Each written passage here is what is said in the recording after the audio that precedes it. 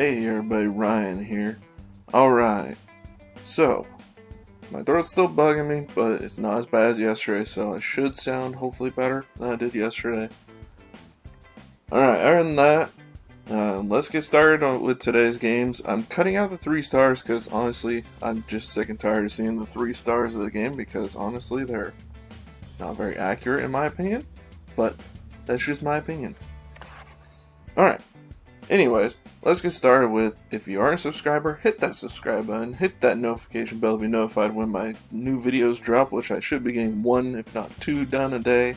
I know I haven't done a news video in a while, but been kind of busy with school and everything, so haven't been able to get 2 done lately. But other than that, make sure you do hit that subscribe button if you haven't already, and if you have, thank you for subscribing, and thank you for watching either way. Alright, let's get started with the NHL games from February 6, 2021. First game, Montreal versus Ottawa. Montreal won this one, so they split the back-to-back with Ottawa 2-1. Alright, this one began 6-10 into the first period. Jeff Petrie gets his 6th of the year, leading all defensemen in goal scoring at this point, by the way, with a power play goal, unassisted. At 12:08 of the first, Ottawa gets it back, ties the game 1-1. Colin White's second, power play goal from Derek Stepan and Josh Norris. No scoring in the second. It was a pretty even back and forth game. Honestly, both goalies made some spectacular saves in this game. And 1:35 into the third period, Josh Anderson scores his 8th from Nick Suzuki and Jonathan Drouin. Josh Anderson has been killing it since coming over from Columbus in the offseason. He has had a great start to the season. Nick Suzuki's had a great year so far for Montreal, and so is, honestly, Jonathan Drouin has as well. His been a bit more quiet because not as many people, I don't think, give him recognition because he's had so many problems in the past, but he's had a great start to the season, honestly. Alright, so that's how the game would end. No more scoring from there, so Montreal win this one 2-1. Shots were 35-32 in favor of Ottawa. Faceoffs 57-43 in favor of Ottawa. Power play 1 for 3 for Montreal and 1 for 6 for Ottawa. Penalty minutes 12 for Montreal and 6 for Ottawa. Hits 26-25 in favor of Ottawa. Blocks 18-9 in favor of Montreal. And giveaways were 18-8. Ottawa had 18 giveaways. Ottawa could be a great team if they just fixed that giveaway problem. They hit everything. I mean, every game I think this year they've beat their opponent in hits. I don't think I can recall one. No, I think there was one where they got out hit. Who was that? Oh, I forget who they played. Is that Vancouver one game? I can't remember now. But their power play, I mean, they have a good team. I know they have 2 wins on the year, or 3 is it now? But honestly, it's more to do with those giveaways and puck luck. Because Matt Murray in this game had 30 saves, 938 save percentage. He looked spectacular in this game, honestly. It sucks he didn't get the win, because honestly, I know he has 1 or 2 wins this year already, but this was his best game so far this season as an Ottawa center. Even in his wins, he didn't look as good as he did in this game. This game, Murray actually looked like he did 4 years ago or 5 years ago. It's nice to see Murray playing to that level again, so hopefully he can keep it up instead of it being a one-off, but hopefully he can keep it up. And Jake Allen, once again, another great game for Montreal. 34 saves, 971 save percentage. Montreal is still a top team in this North Division. Toronto is nipping at their heels, though. I mean, they had the luxury of Calgary and Vancouver just not playing up to par of what they should be at this point. Vancouver, we'll get to them when that game comes about. Same with Calgary. But anyways, Montreal is definitely the top dog in this division as of now. They look more pedestrian against Ottawa than they probably should have. But it is what it is. I mean, you gotta lose at some point. You can't win every game. So, alright, on to the next game. I said Phoenix. I was about to say Phoenix again. Arizona versus St. Louis. This one, Arizona would win again. I believe they've won both of these in the back-to-back against St. Louis. They beat St. Louis 3-1 in this game. There was one fight, 11:39 of the second period. Braden Shen versus Johan Larsson. Shen isn't much of a fighter, but Johan Larsson doesn't fight, so I don't imagine this went well for Larsson. Alright, 2:50 into the first period. Jacob Chikrin got his second of the year from Clayton Keller and Connor Garland. At 4:05, so less than 2 minutes later, Robert Thomas gets his first of the year for St. Louis from Colton Parenko and Torrey Krug to make it 1-1 at that point. Second period, 10:44, and Clayton Keller gets his third of the year on the power play from Phil Kessel and Jordan Osterley. And that would be the game winner. But they would add on an empty netter, Jacob Chikrin's third on the power play from Connor Garland. Alright, stats were 25-19, the shots in favor of St. Louis. Face-offs 58-42 in favor of St. Louis. Every time I say Phoenix. Arizona 2 for 7, 0 for 4 for St. Louis on the power play. Penalty minutes 13 for Arizona and 19 for St. Louis. Hey, I said Arizona without skipping the beat there. Hits 21-17 in favor of St. Louis. Blocks 11-8 in favor of St. Louis. Giveaways 10-8, Arizona with 10. Kemper for Arizona had 24 saves, 960 save percentage. And Husso for St. Louis had 16 saves, 889 save percentage. Jacob Chikrin had 2 goals in this game. That's good to see him get that. Clayton Keller, goal and assist. And I don't think there was anybody else with a multi-point game. Nope, Connor Garland had 2 assists. Sorry. Alright, and that's it for this game. St. Louis really, they have not looked great this year. I mean, Jordan Binnington has looked good. But in most games, the rest of the team has looked very, very pedestrian thus far. Arizona, I mean, I believe they're still playing without Oliver Ekman-Larsson. And honestly, they've looked fairly good since he got injured. No offense to Ekman-Larsson. They still look good with him, but they've really stepped up to the plate without him. I'm kind of surprised. Alright, on to Pittsburgh versus the New York Islanders. No heat in this one, like we saw, what was that? Was that a decade now since that big brawl they had? That game was real ugly. If you've never seen it, look up the brawl between Pittsburgh and New York Islanders. That game was insane. I mean, even by the way they used to do bench clearing brawls, honestly, that brawl was probably between these two that cut like 10 years ago. That was probably one of the more brutal things that I've seen. Honestly, I'd rather see the Boston player. God, I can't think of his name now. Hit the guy who was on Pennyloaf. I think that's pretty fun to watch, but this one was pretty rough to watch. There was, when that one happened 10 years ago, that was just all sorts of dirty on the Islanders' part, but they got out of their system. There haven't been any problems since, really. And there's a long time, there's not many players left from that time. Sorry, I went on a tangent there. Let's get on with the game. Alright, 10:22 into the first. Jordan Eberle's fourth of the year from Michael Delcole and Noah Dobson. Then at 13:43, Pittsburgh ties the game. Pierre-Olivier Joseph scores his first of the year from Jake Gensel and Chris Letang. Then at 15:45, the Islanders take the lead again. Jordan Eberle's second of the game, his fifth of the year, from Brock Nelson and Michael Delcole. Then in the second period, 19:44, Pittsburgh ties at 2-2. Evgeny Malkin's second from Kasperi Kapanen. They're going into that third period with all the momentum, and they continue with the scoring. Third period, 3:19 in, Jake Gensel's fourth from Sidney Crosby and Brian Rust. But then they lose it. 8:23 into the third, Kyle Kellerbuck's first from Casey Cizikas and Matt Martin. That is, I believe, the first goal from that fourth line for them this year, which is kind of surprising because they provided a lot last year. Then at 17:16, Anders Lee scores his fourth on the power play for Ryan Pollock and Matthew Barzal. That would be the game winner. It was a very nice goal. Look that one up. It was a good deflection by Lee. Alright, so in this game, let's see. Who had multi-point games? Pierre-Olivier Joseph scores first of the year. First of his career. Good on him. Congratulations. Jake Gensel had a goal and an assist. Let's see. Michael Dal Cole had 2 assists.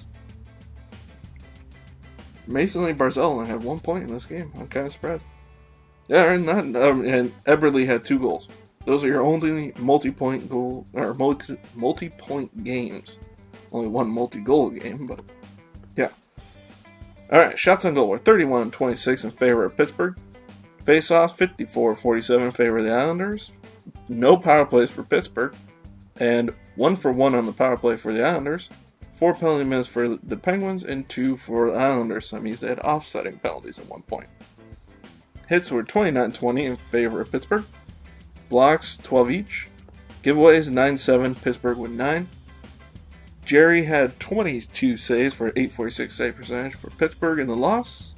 And Varlamov 28 saves, 903 save percentage for the win. So Islanders, they're still doing pretty good. I mean, they had a little downtime there for a little bit, but they've come back from it. Pittsburgh's been hit and miss. I mean, they have a good record. I believe they are in the top 4 in their division right now. I'm going to tomorrow have to do a division video, see where everybody's at, standings video. Look out for that tomorrow, because I'm going to do my first standings video of the year. Or the season, I should say. Alright. Next game in the North Division, we got Vancouver in Toronto. And Vancouver is continuing the downward spiral. 5-1 they lost to Toronto today. Alright, first period, 4:42, and Wayne Simmons scores his 4th of the year on the power play for Mitch Marner and Morgan Riley. Then at 14:04 of the first, Austin Matthews gets his 9th of the year from Mitch Marner and Zach Hyman. Then at 7:36 of the second, Toronto continues the onslaught. Zach Hyman's 3rd from Mikko Lehtinen and Mitch Marner. Third period, it continues. Austin Matthews, 10th of the year, our first player to reach double digits in goals this year. I believe that is 10 goals in 11 games now. And 3:16 into the third, Wayne Simmons, 5th of the year for Mikko Lehtinen and John Tavares. Then Vancouver kills the shutout for Anderson. Brock Besser's 9th from Quinn Hughes and Elias Persson. What is going on with Vancouver right now? If you watch the highlights from this game, they will show the highlight of Braden Holtby, the goalie for Vancouver tonight. At one point, I think it was the 4th goal, the one from Austin Matthews' 10th of the year, that he just looked at the bench and was like, what the heck are you guys doing? And had some choice words for his defender out there. So, I think the goalies are tired of it because they're getting scored on. There's no one defending in front of them right now. And the offense it's been alright. I mean, the offense hasn't been terrible, but when you're allowing like 4, 5, 6 goals a game, it's kind of hard to win that way. I mean, oh, I don't know if you heard that. There was a very large firework going off outside. Sorry about that. I hope that was a firework. It sounded like one. Alright. Anyways, Vancouver, I know you and your fans have got to be wondering what the heck is going on right now. Toronto fans, you're going, woohoo! We're winning! And Wayne Simmons is looking really good with that first line right now. I'm not sure they're going to put Thornton back out there on that first line when he comes back. Alright. Stats were, shots on goal were 31-28 in favor of Toronto. Face-offs 54-46 in favor of Toronto. Both teams were 1 for 4 on the power play. Both teams had 8 penalty minutes. 25-16 the hits in favor of Vancouver. Blocks 15-10 in favor of Toronto. And giveaways 21-10. 21 giveaways for Toronto. Vancouver gets 1 goal on 21 giveaways. Wow. That just tells you are in a bad spot right now. Just wow. And with the season the way it is, with COVID protocols and such, there's no way they could even trade for somebody right now or sign somebody and hope they get reinforcements soon. Because look at Winnipeg. They traded for Pierre-Luc Dubois. He still has yet to play. He has to wait 14 days, which I think today was 14, so he may be playing tomorrow. No, they said Monday, I think it was. Or the Tuesday. I think it was Tuesday he's playing. But still, they've had to wait some time for him, so I think that's going to scare teams away from trading, unless you're trading amongst Canadian teams at this point. And even then, I'm not sure what the quarantine's going to be. But, anyways, Holtby for Vancouver, 26 saves, 839 save percentage. Anderson for Toronto, 27 saves, 964 save percentage. Anderson looked good in this game, honestly, from everything I saw. Holtby did not get any support. I mean, they did not play well in front of him. They did not score for him, so unfortunate. Alright, on to Anaheim versus San Jose. Okay, I'm going to let my bias come out here for a second.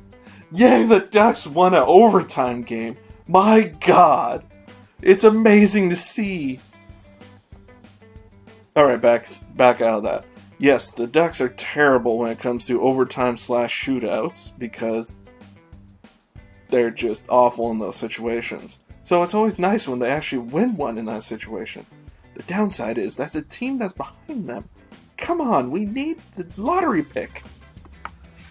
Alright. Anyways, on to the game. 2-1, Anaheim won in the shootout. This one, it looks like it was going to be bad to begin with. 11 seconds into the game, Logan Couture's 5th of the year from Mario Ferraro and Evander Kane. And just for a little trivia for you, that is not their fastest goal. 8 seconds is their fastest goal. So, he did not break that record at all. And that was Stefan Matteau, if you want to know who scored that 8-second goal for San Jose to begin a game. Then in the second period, 5:42 in, the day has finally come for Isaac Lundestrom. 3 seasons, not that he's played full seasons by any stretch, this is only his 36th career game. 15 his first year, 15 last season, and this is his 6th game this year. So, 36th game, he gets his first goal of his career. He has 8 assists. Is it 8? No, he has 6 assists. 6 assists and now 1 goal. And honestly, he didn't even score the goal on purpose. He was jumping in the air and the shot from Lindholm hit his leg and went in. You know what? It still is a goal. It doesn't matter. Does anybody look back at Jeremy Roenick's career and say, hey, you got your 500 goal by accidental flub on an empty net? No, they say, hey, he's an American that got 500 goals. One of, I believe, 2, maybe 3. But still, good God, who cares? It's still a goal. It doesn't matter. How many empty net goals did Wayne Gretzky have in his career? Does anybody really know that off the top of their head? If you know that, write it in the comments, because I want to know. It's like, why does it matter? It's still a goal. A lot of people get all weird about those sort of things, but Lundestrom scored from Lindholm and Shattenkirk. And in the shootout, there was no scoring in the third, by the way. This was a pretty even game, honestly. I mean, there was a bit of rough stuff. At one point, Adam Henrique, whose birthday it is today, by the way, did get into a tussle with the Sharks defender, Radim Simic. They both dropped their gloves, but Henrique tackled Simic to the ground before any punches were thrown. Literally, it was like 2 seconds and they both were on the ice, so it wasn't even considered a fight. I think they both got roughing minors. And then there were some good hits in this game. I know there was a good hit on Balsers of San Jose. I forget who hit him. Oh, who hit him from Anaheim? I know Ricard Raquel hit Radim Simic before that tussle. Hit him in a little bit of a vulnerable spot. Not vulnerable spot, but hit him in that little bit of a red zone, like 2 feet away from the boards. He tried to get him from the shoulder, but to me, I would have called him a penalty, but they didn't. They ended up calling Gambrelli came in to attack him, and Max Comtois who protected him. So there was that sort of stuff. There was no fights or anything, but it was interesting to see. But Max Comtois got the shootout winning goal. So there's your win for Anaheim. Shots, wow, 2 straight games and 2 straight days that Anaheim has had beat San Jose in shots on goal. I don't think that's happened in a very long time. Shots on goal were 33-27 in favor of Anaheim. Wow, see, I'm not used to this. 55-45 in favor of Anaheim in the faceoff dot. 0 for 1 on the power play for San Jose. 0 for 3 for Anaheim. Opponent minutes were 10-6. 10 for San Jose, 6 for Anaheim. Hits were 31 even. They both had 31. Blocks 17-5, San Jose with 17. Giveaways 14-12, San Jose with 14. Devin Dubnyk for San Jose, he had a really good game, honestly. He really did. 32 saves, 970 save percentage. He had a couple of really good saves that if it was someone else, like say they were playing Vegas, Vegas would have scored the goals. But because it was Anaheim, who can't score a goal for the life of them, they blew the shot. Ryan Miller for Anaheim had a good game himself as well. 26 saves, 963 save percentage. So, both these teams, I don't expect either of these teams to be in the playoffs, honestly. San Jose has not looked good enough to get that fourth spot. They may still be able to pull it off, but they're now a quarter of a way through their schedule, and I believe they're still last in this division. We'll find out on the video tomorrow. I'm going to do one, I promise you. And Anaheim, I believe, actually may have snuck into fourth place with this win, which, why are you trying that hard, honestly? But, you know what? It's a professional sport, and the team gets more money if they play in the playoffs. Theoretically. I don't know if that's accurate for this year, since nobody gets any... Well, some teams get revenue from the stadium, they do not. Anyways, moving on to the next game. Edmonton versus Calgary. Honestly, I wanted to watch this game over the Anaheim-San Jose game because, come on, it's the Battle of Alberta. This is always fun to watch. It wasn't as physical this time around, but Calgary won the first one 6-4. This is their first meeting against each other this year. This one began 56 seconds into the first period. Elias Lindholm scored his third for Calgary from Dylan Dubé and Matthew Tkachuk. Then it went a little bit off the rails there for the rest of the period. 6:53 in, Jujhar Khaira scores his first of the year, a deflection goal from William Lagesson and Adam Larsson. Then 18:29, Connor McDavid's ninth on the power play from Ryan Nugent-Hopkins and Tyson Barrie. Then Calgary would come back. At this point, it's 2-1 Edmonton. Alright. Easy enough. You can come back from that. And they do. 3:04 in the second, Milan Lucic scores his third of the year from Andrew Mangiapane and Michael Backlund. Then at 4:58, Calgary takes a 3-2 lead. Michael Backlund's third from Andrew Mangiapane and Milan Lucic. Then Edmonton ties it to begin the third period. A minute 18 in, Jesse Puljujarvi scores his third from Connor McDavid. Then at 2:56, Calgary takes the lead again. Dylan Dubé's second on the power play from Mark Giordano and Michael Backlund. Then at 5:16, they expand the lead. That is going to be 5-3 at this point. Johnny Gaudreau's seventh from Sean Monahan and Mark Giordano at 5:16 of the third. Edmonton brings it to 5-4 at 8:55 of the third. Darnell Nurse's fourth for Dominic Cahoon and Leon Draisaitl. Then at 10:57, Sam Bennett scores his first of the year from Johnny Gaudreau and Sean Monahan, making it 6-4, and that would be the final. Gaudreau would get the game-winning goal. It was a good back-and-forth game. There was some physical stuff. It wasn't like they weren't hitting each other or nothing like that. It was just there was no fights or anything like that. There was no Matt Cassian trying to kill Matthew Tkachuk. There wasn't that sort of stuff. I did see Tkachuk get into it with Lagesson on Edmonton at one point, though. Alright, so let's see. Anybody have multi-point games? Let's see. I see Mark Giordano's name on there a couple times, I believe. Oh, maybe he is only on there once. Nope, he has 2 assists. Michael Backlund, a goal and 2 assists. Let's see, Sean Monahan, 2 assists. Johnny Gaudreau, a goal and an assist. Milan Lucic, a goal and assist. Andrew Mangiapane, 2 assists. Elias Lindholm, is he on there twice? No, he's only on there once. And let's see, on the Edmonton side, Connor McDavid, a goal and an assist. That gives him, let's see, 9 plus 17. That is 26 points on the year.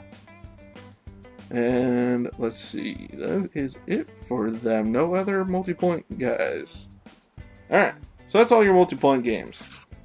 Now, Sam Bennett scored a goal. I know right now he asked for a trade, and like I said previously, that's kind of hard to do with the Canadian teams right now because you're going to if they were to get somebody back to play on their team, it'd take 14 days if it's with an American team. With a Canadian team, it may only take 7 to 10 days, but you're still losing a roster spot. But he has been healthy scratched lately, so. But you want to trade at maximum worth, and getting the goal sure doesn't hurt, and he had a decent game, honestly. Now, let's see. Nice to see Calgary get on the win column because they had been on a bit of a meh streak. Edmonton, I'm sure, is ticked off they lost, so I bet the next game will be a little bit different. Shots on goal were 32-28 in favor of Edmonton. Face-offs 51-49 in favor of Edmonton. Power play 1 for 5 for Edmonton, 1 for 3 for Calgary. Penalty minutes 12-8, 12 for Calgary.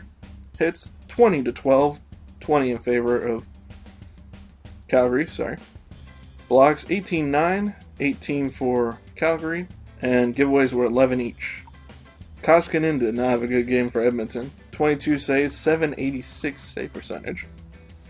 Markstrom didn't have a great game, but he had enough to win. 28 saves, 875 save percentage. So, that's how your goals went. Oh, I wanted to talk about one other thing. At one point, there was a Connor McDavid came up the wing and to get a chance on net. And if you watch the video, he is tripped by Mark Giordano, and he goes crashing into Markstrom hard. And nobody from Calgary really went after him. McDavid went after Giordano, actually. So it was kind of funny. But luckily, Markstrom not hurt. McDavid not hurt. He was pissed off at Giordano for tripping him, though. And Markstrom didn't even go after him because McDavid isn't the type to go charging at the goalie like that. He was tripped. You watch the video, he was. So, I know Calgary people are probably pissed off saying, oh, why is not goalie interference? Well, he kind of did get tripped into your goalie. It wasn't his fault necessarily. But, at the same time, I like what Kevin Bieksa for Roger Sportsnet said. He said that he did the same type of thing when he was younger in his playing career. And he still went after the guy and fought the guy, Craig Adams of Pittsburgh. Even though he knows Craig Adams wasn't that type of guy, he said it was because it's still your goalie, you gotta protect your goalie. And I don't disagree with him. I think Calgary should have gone after him for that, but it is what it is. And maybe we'll see something next game. We'll see. But anyways, that is it for today. Alright. Oh, also, there were 3 games postponed today, and one of them includes Buffalo, who is now on a week off at least, I believe. So, hopefully we'll be back. That is now, I believe, 4 teams on quarantine right now. So we'll see how this works out. We'll see. But anyways, thank you all for watching. If you're a subscriber, thank you for subscribing. If you're not a subscriber, hit that subscribe button. Hit that notification bell to be notified when new video drops. And I will see you all next video. Oh, and make sure to like, comment, and share. Bye, everybody.